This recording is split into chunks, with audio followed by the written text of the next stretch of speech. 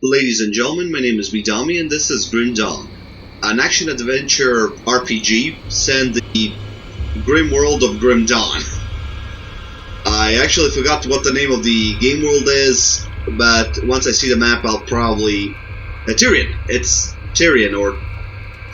it's something beginning with a T. Anyway, it's developed and published by Kratos Entertainment, whom you might know as the developers of Titan Quest. And since they couldn't get the rights for the IP from THQ because it went under and somebody else purchased that license, they just purchased the engine that they developed and went to crowdfunding. And within a week they managed to get enough money to actually start development on Grim Dawn. And for what they did, I can only sing high praises because this is a very well developed and optimized action game. It takes the best elements of Diablo and Path of Exile and also Titan Quest and puts them into one very entertaining action game. As always, we'll take a look at the options menu and then we'll take a look at the gameplay itself. So for starters, if you're encountering the error 51 message on Steam when you're trying to start the game, my advice would be to turn off the deep guard on your antivirus program and then turn it on again temporarily. Just as you start the game, turn off the deep guard and then turn it on again when the game starts. And once you do that, go into the options menu and turn off the report Anonymous statistics. This seems to be the main reason why the antivirus is stopping you from playing the game. So basically, once you turn off the deep guard or turn off the antivirus in general, just turn it off temporarily.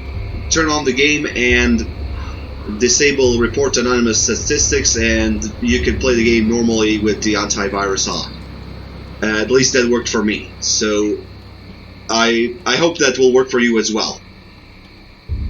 But that's about it. At least that's what it did for me. The rest of the options in the game are pretty well done, honestly. You can turn a lot of things on or off, such as control schemes. For example, do you want a classic casting, which will, well, you can read it here, which will force your character to move into the range of the spell if you're planning on using spellcasters, basically.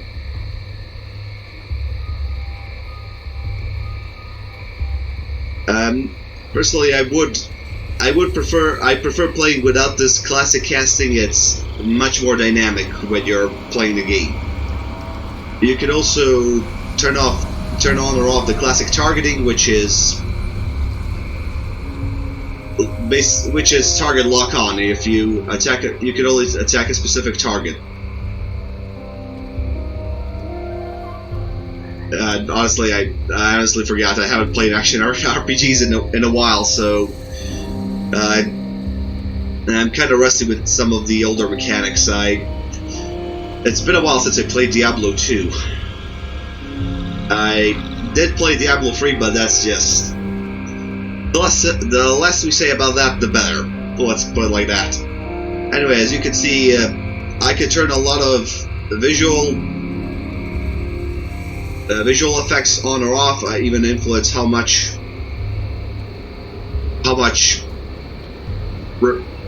corpses I want or how much gore do I want to see, and I can also tone down the frames per second of the background area. When the game is running in the background, I can limit the amount of frame rates that are going on. Also, I can turn on cloud saving if I want to play if I want to reinstall this on a different computer, but I would turn it on because it might cause similar problems like report anonymous statistics. So experiment with that on your own accord. Interface is basically what do you want to see on your user interface, and it will show you a lot of interesting information, tutorial tips, your health, enemy health. It will also highlight enemies and highlight objects you can either pick up or interact with. Also, it will also show you the level of the monster you're currently fighting. A lot of useful information that you might want to see if you're streaming or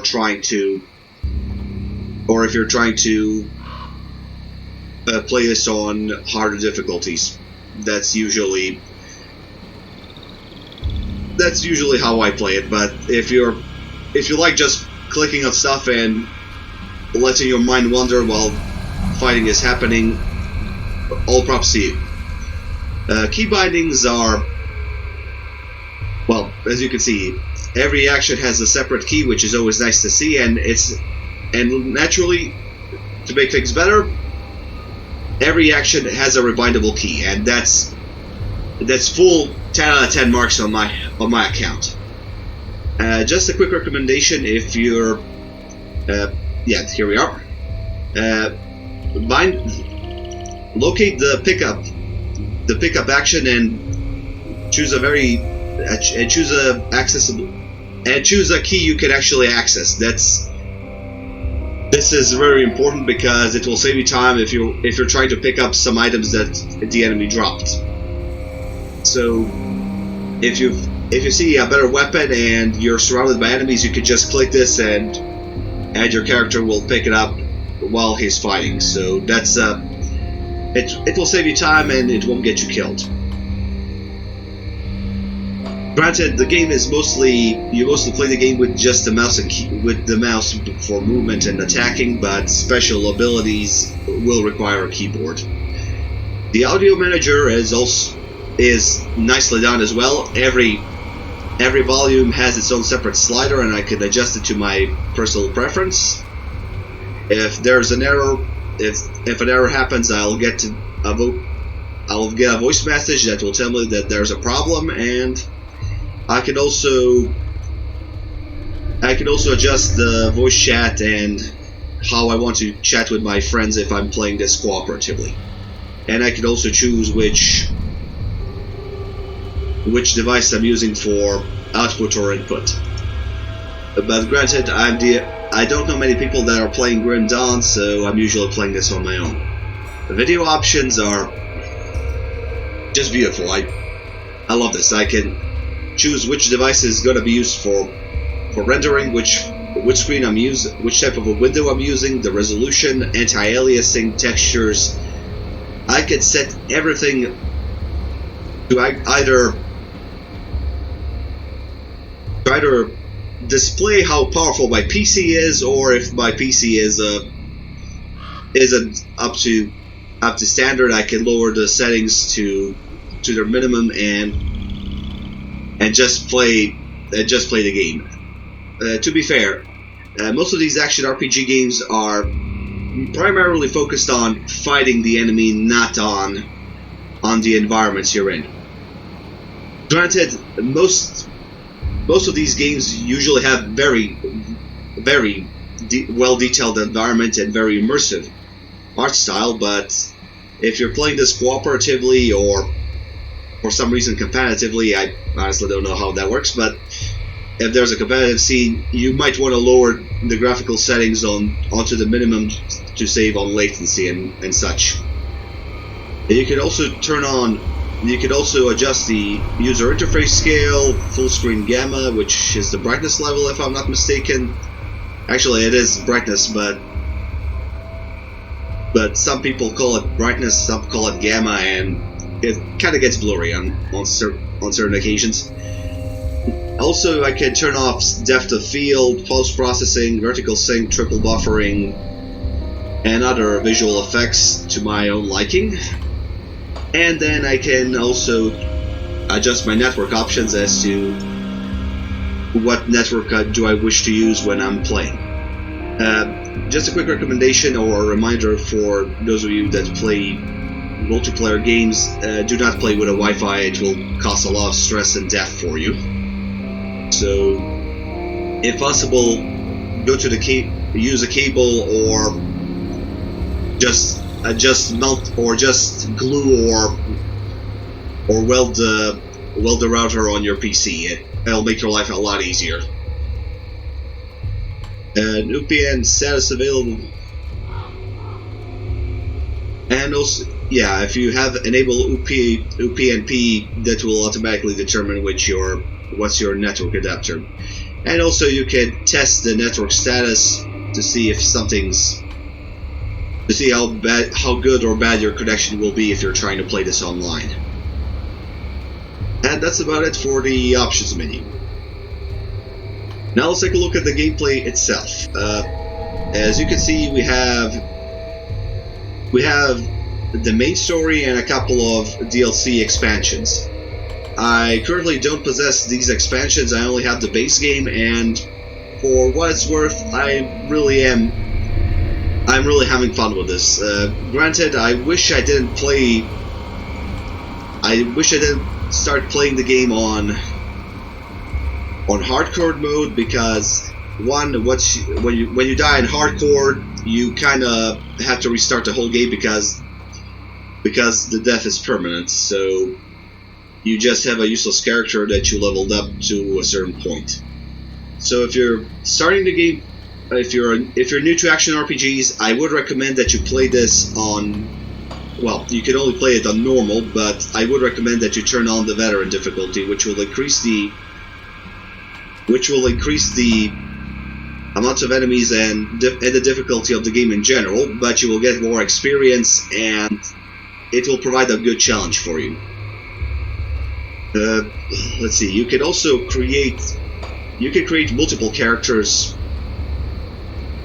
for different runs, but you cannot adjust their appearance. So if you're trying to play another game with, let's see,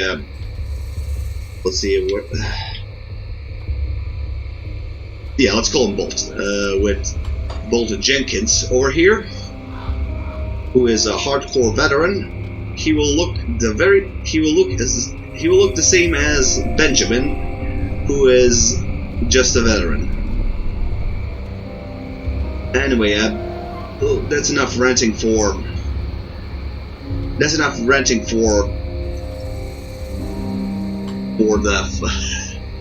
the introduction. Let's go to the gameplay itself and demonstrate what the game is all about. As you can see, the world of Grim Dawn is not a happy place. You have Van Helsing, you have a crow, you have a bunch of people swinging from trees, and there's a cemetery. So you can guess how grim dark this world is. So as you can see, this is Devil's Crossing, the last human bastion after the events of the Grim Dawn, where the spirits from another world came in and started possessing dead bodies, humans, and basically the world got obliterated. So you're trying to survive in this new apocalypse, and also rescue the survivors and bring them here to your keep at the Devil's Crossing. So as you can see, it's Karen and not Taryn. So yeah, the world of Karen got Karen. The world got destroyed by the undead, and now you have to pick up the pieces and the remnants of humanity and simply survive. This is not save the world scenario. This is just post-apocalypse in a Diablo-esque world, and it's a fun Diablo-like game. You have a bunch of missions you have to partake in once you manage to enter the city and talk to other people. And as well, we're a second. I think this is nope. Yeah. So once you as you finish quests, your reputation with other people and enemies will grow. So as you can see, the faction of Devil's Crossing, the city we're currently in, is our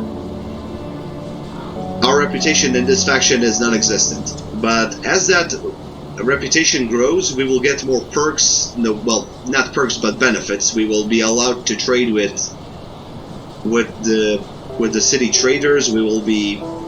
People will actually give us better prices at the stores. We'll get quests. And the late game will open up for us more as the game progresses. So the better reputation it is, the more benefits we get. So we get discounts. Primarily we get discounts. We're allowed to partake in certain quests, and some characters will then decide to talk to us. And as the game also progresses, the enemy factions will grow in hostility towards us. So as you can see, I am currently not hated by the Ethereal faction, but they are growing. They are growing in their despise levels towards me. So if I, for example, reach the certain threshold, they will start sending more dangerous enemies towards me. And the more I play, the more dangerous the game gets. Unfortunately, I did have a character on hardcore that got killed, but that was pretty late in the game, and unfortunately I died in a boss fight, so I was planning on using him to show you the more advanced areas of the world, but as you can see, I got him killed, so we'll have to work with what we have. At the moment, I'm supposed to kill a boss character in this area, and once we teleport to that area, we will start killing the undead and go to the boss fight itself. So as you can see, this is pretty stock standard in terms of action RPGs. You roam around, fight enemies, and collect loot, which drops depending on which monster you kill, and depending on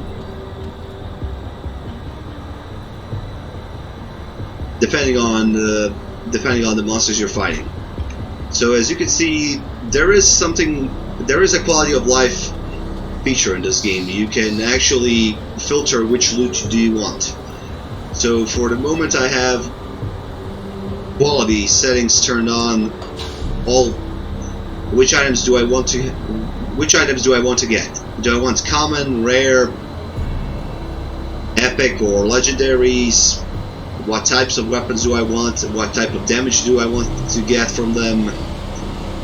Depending on which filters are turned on, those are the items I will get from drops. So let's see if I'll turn off most of these. I'll turn on most of these filters just to show you. But as you can see, more filters mean more equipment will be dropped, and it will make your life easier depending on depending on your playstyle. Basically, if you prefer to play more as a tanky character, you can just turn off most of the weapon filters and just focus on the filters that provide armor, for example. Or you can just experiment and see which builds work for you. Granted, I would recommend that you try looking up some builds when you're playing for the first time, because it will make your life easier if you're playing on hardcore or veteran difficulties. But personally, I'm not that. I like to take my time when I'm playing games, so I'm just gonna experiment with builds. And speaking of builds, I will show you how you build your character in this game without how do you customize your character without altering his appearance. So as you can see, as I level up through the game, I get experience points, which can be spent on attributes such as physique, cunning, and spirit. And then I can, excuse me, nope, where is it? Pigments, excuse me for a second. And then I can spend skill points that I got on building up one of my masteries. I'm currently playing as a soldier class, which has a lot of damage and resistance bonuses, as well as some, I'm not gonna say flashy moves, but depending on how you build your skill tree, your soldier character will be very deadly. For example, a force wave here is a very basic, as you already saw. That's you first. Very basic direct line slash that sends a shockwave for a certain range.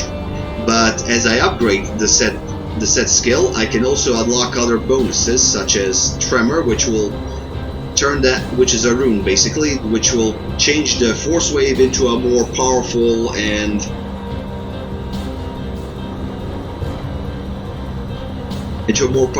damaging attack. For example, the original version of force wave is just a stunning blow, but with this rune turned up, I can actually make it into a more damaging attack. And I can also, as I level up, I can unlock more devastating sections of the skill tree as I spend skill points on unlocking the said branches of the tree. And after I get to the level 10, I will actually be allowed to unlock a second mastery, and then I can combine them into a very unique class for myself. And as the game progresses, I can unlock more weapons, armor, and skills, and make myself very deadly for the zombies in this area. So basically, this is Medieval Doom. And unfortunately, I cannot pick up these jackets. Let's see, yeah. Unfortunately, no armor as of yet, but as you can see, I do have some pretty decent gear already. And no, these are not rare items, these are just magical items. The color scheme for rarity is a bit different in this game than in other action RPGs, which I'm certain you will find out if you decide to play this game. But if I'm doing my job right, your interest in this should be pretty much already peaked. And also, the second perk of the rune I didn't just unlock it, I unlocked it before, but depending on how you build your skill tree, some abilities will become more frequent or become a main portion of your attack. As you can see, I can spam the force wave as much as I want. And before I unlocked the tremor rune, I had to wait for the ability to cool down. So the more you focus on a specific ability, the deadlier you become. So as you can see, I just leveled up, and I will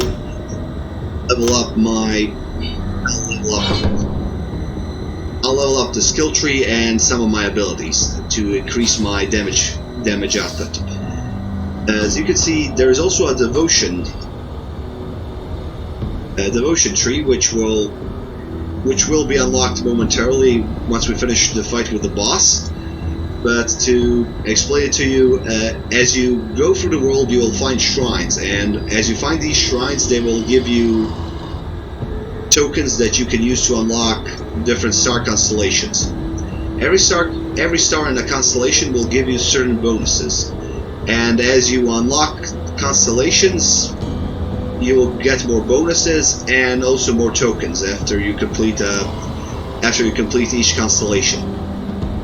And the interesting part is, once you finish the constellation, you can actually unbind those skill points, because you can take those tokens back and simply invest them into a different constellation. I'm not sure if that means you will lose the bonuses the constellation gave you, but you'll get more tokens and you can unlock more powerful constellations and better bonuses. Thankfully, there is a shrine in this cave which we can visit right now and actually finish off a boss fight that I've been partaking in. So let's try finishing this and make things interesting for everyone.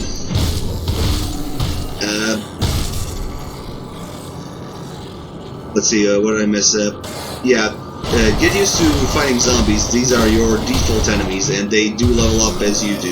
There are some variations to these zombies as the game progresses, but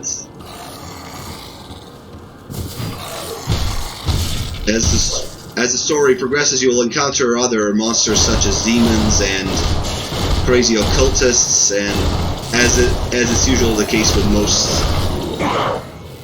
As is the case in most RPGs of this type, you fight multiple factions of opponents. You have to deal with human stupidity and lunacy, because some people believe that monsters invading your world is a good thing.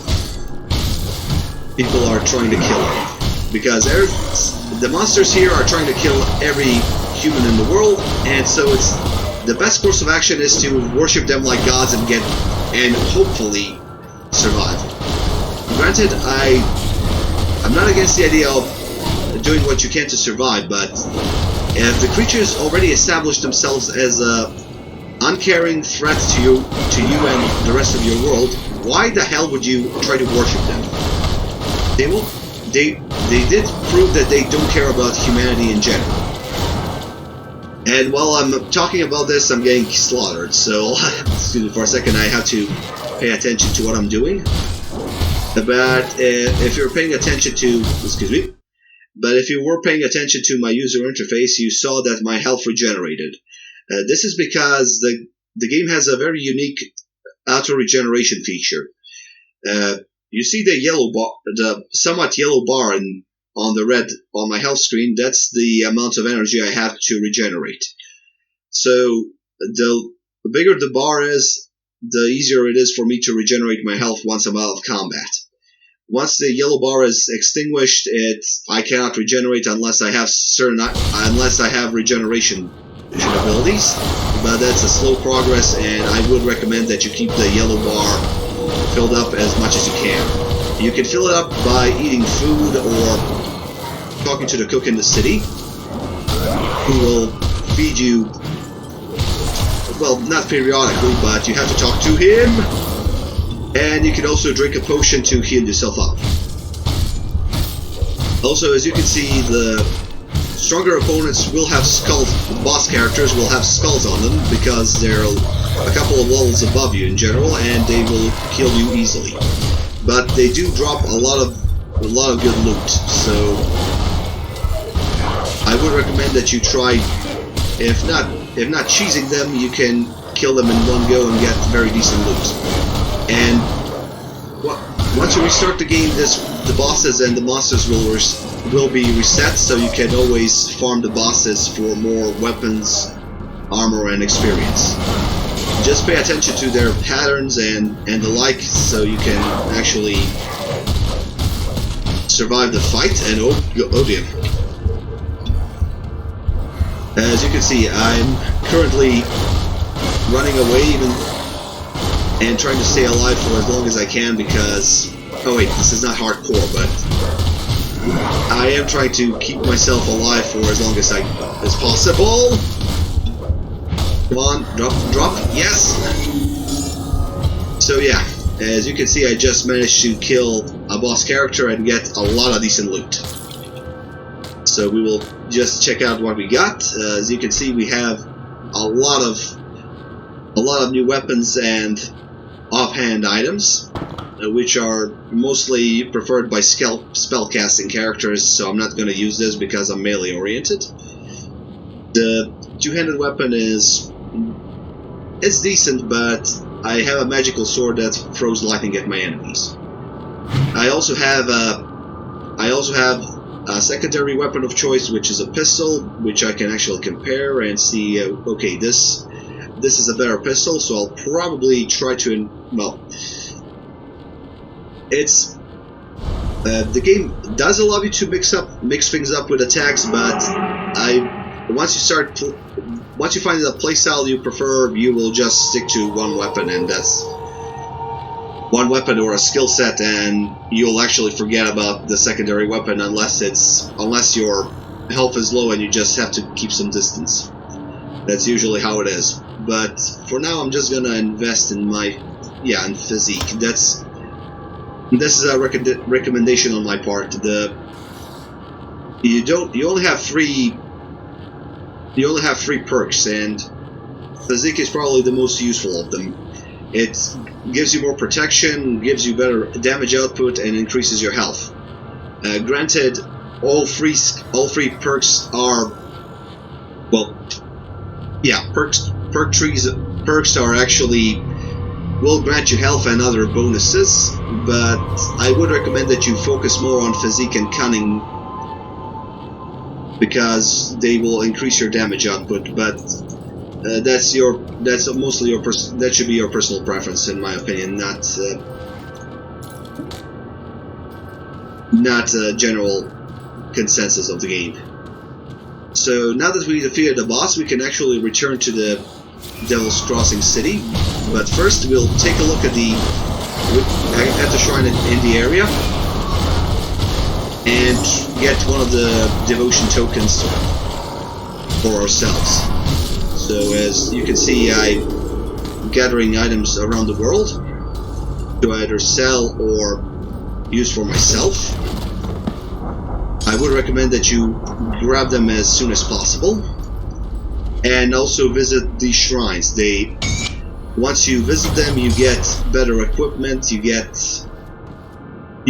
also get tasks. You have to partake in certain tasks in order to unlock these shrines. For example, this one just required an offering. Another shrine will require you to fight monsters. And depending on the shrine you visit, you will get more challenging tasks and also better rewards for it. As you already saw, I got a couple of items and I also got a devotion token. So for now, let's see, which should I unlock?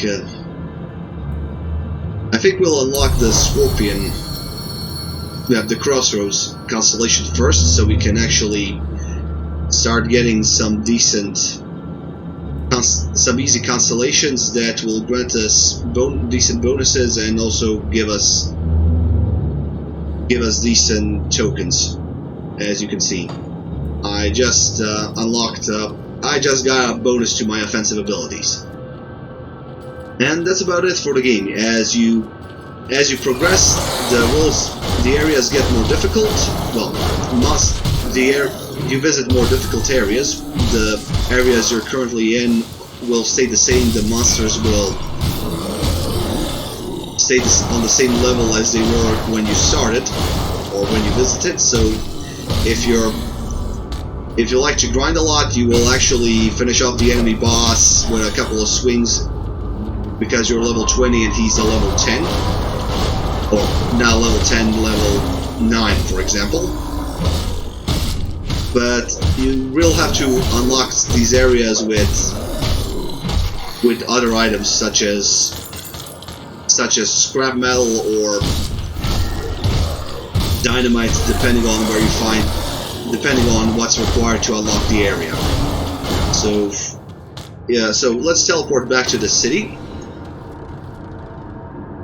Yes, you can summon your own personal teleporter and teleport wherever you like. So if you're fighting a difficult boss, you can actually use this use this teleporter to your advantage and simply teleport to a safe location, the boss will wait for you at the teleporter, but his health will not regenerate. So you can actually utilize this and and actually abuse the boss while staying healthy.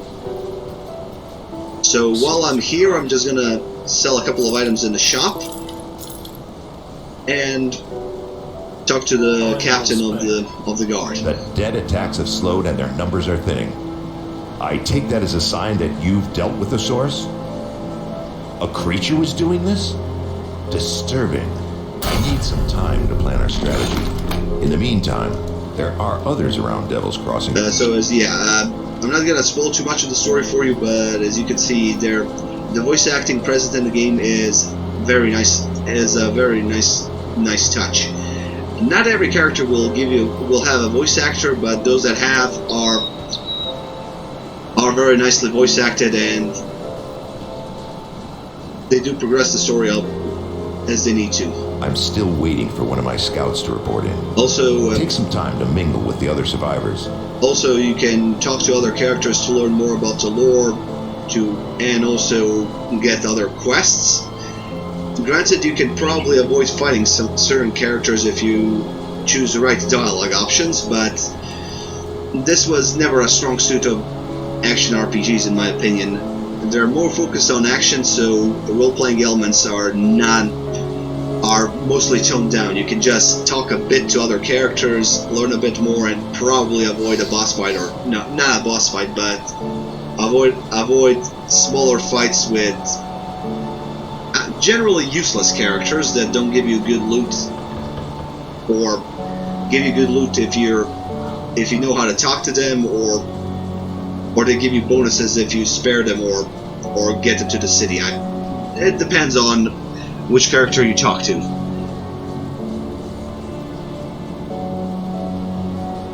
And also, the second problem I have with this game is the lack of manual saving. The game automatically saves everything for you. You cannot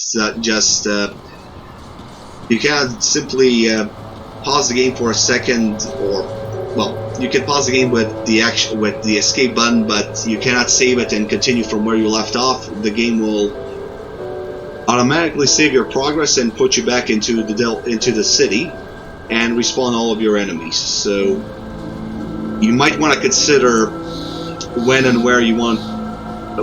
and how long you want to play. Second of all, since we managed to finish the quest and we have access to the city, I'll show you a bit more about our respect in this reputation system. Right now, just give me a sec to actually get this quest and also explore the area. As you can see, we have a city full of, well, not full of characters, but a city with vendors and quest givers that will talk to us once we have enough reputation. So as you just saw, where is it? Yeah. As you just saw, I managed to get a lot of reputation points, but I'm still not tolerated within the city walls. The people won't attack me on sight, but they will refuse to trade with me, to sell things to me, or give me or help me in general. They will fight if the city is attacked, but they will not protect me if I'm being chased by a boss enemy or something. And they also refuse to trade with me because I'm not tolerated enough. So as the game progresses, I get more bonuses, discounts, and I'm allowed to actually trade with certain characters. There's also a stash character that will stash your items for other characters, such as, well, you already saw I do have some other characters to play with, and they will be a different type of I will play them as different classes. So if you're interested in playing this cooperatively, let me know in the comments. I won't be able to stream it, but I will be able to record it. So, but you can stream it on your own. Well, stream it with me joining you. So it's usually a plus or a minus situation. So yeah, that's about it. What I have to tell you about the game is it has a nice twist to action RPGs. It's not just go around and kill everything you see. The captain send you over? You must have done quite a search through. It's not a typical action RPG people are used to. You can play it like a typical RPG and ignore the story and just go kill monsters, but there are some things you have to pay attention to, such as shrines, devotion tokens, and certain sections of the world that have to be unlocked with scrap or other materials. So as you can see, I managed to salvage some scrap, but it's not enough to repair the bridge and open up another section of the world. And this is an interesting part of the game, actually. As you can see, there are no loading screens on this map. As I progress through the world, I simply enter a new area and it's marked on my map. There are no loading screens while I'm on the map itself.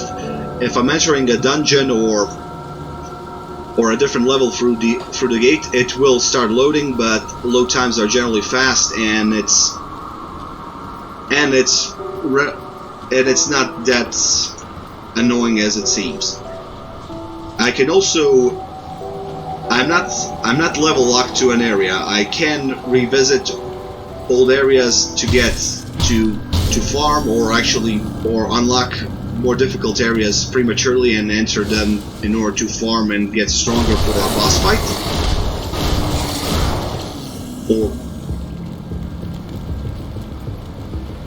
Or I can revisit an old area where I'm over leveled and simply stand there while everyone else is trying to give me a love tap or something. And also, once I level up, my health, energy, and food supply, and energy and regeneration ability are automatically restored. So the better you play, the more rewards you get. So yeah, this is Grim Dawn. I hope you will consider purchasing the game. It's around 20 euros or 20 euros or your regional equivalent on Steam, but I would recommend that you get it on sale with the expansions, because the game is really fun and I'm having a blast playing this. I hope to hopefully I will play with you in the future if anyone is interested. And I will continue playing this on my own. Until then, my name has been Bedomy. Thank you very much for watching. If you like what you see, consider subscribing. And oh, no wait, I forgot to say, as you're playing, you will see that there are a lot of resistances that you have to pay attention to. So consider your builds when if you're planning on going as a melee character. Actually, any character would be recommended that you consider your builds. Anyway, that's about it. Thank you very much for watching. My name has been Bedomy. If you like what you see, consider subscribing or supporting the channel with a like. And I'll see you next time with a new video. Thank you very much for watching, and good night.